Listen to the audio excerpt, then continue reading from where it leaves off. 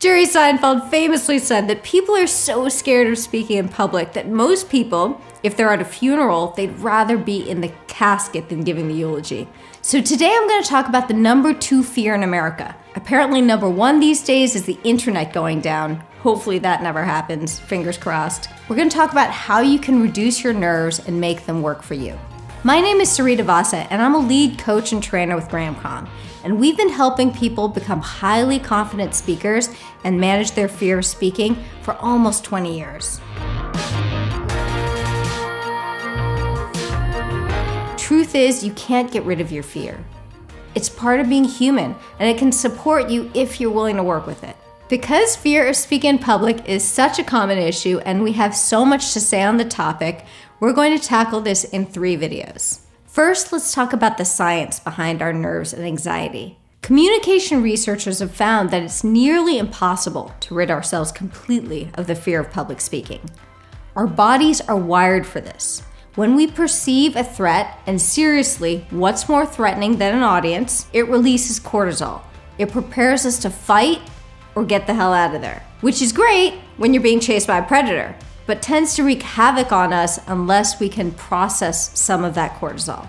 So the first thing to know is that nerves and anxiety are natural. Your goal shouldn't be to not get nervous. We can learn to harness this energy and make us even better presenters. We've organized these tools into 3 categories. Number 1, what to do in the weeks before you speak, which is the topic for today's video. Number 2, what to do in the moments right before you speak. And number 3, what to do while you're speaking. Let's talk about what you can do in the days and weeks leading up to the talk. This is the most critical time. The number 1 thing you can do is practice. Nobody wants to hear this. Nobody wants to do it. Personally, I'd rather be binge watching Netflix episodes instead of practicing, but it's important. Steve Jobs used to practice 6 weeks before his big keynotes.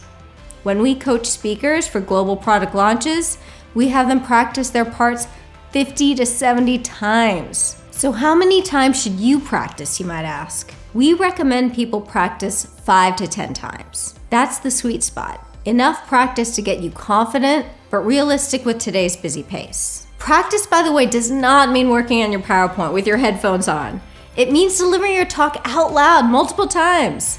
Do it in front of the mirror. Do it in front of friends and peers that can give you candid feedback. One of my favorite ways to practice, if it's available to me, is I'll practice in the space that I'll present in before anyone arrives. And most of all, do it on video.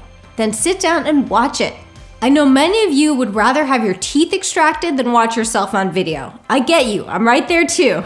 But nothing will help you conquer your nerves like practice. So much of fear is built around uncertainty, of doing something new. If you practice, your presentation's not new to you. Instead, it feels known, so you can feel calm and in control. During part 2 of this series, we'll talk about what you can do right before you speak to minimize your nerves and anxiety. We'd love to read your own best practices for managing your nerves in the comments section. If you know anyone who's afraid of public speaking, please share this video with them. If you like this, subscribe, and we'll send you the next video as soon as it's ready.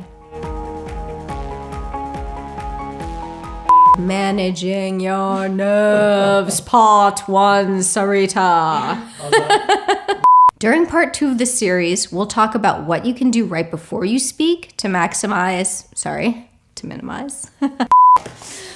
Gotta do some jumps.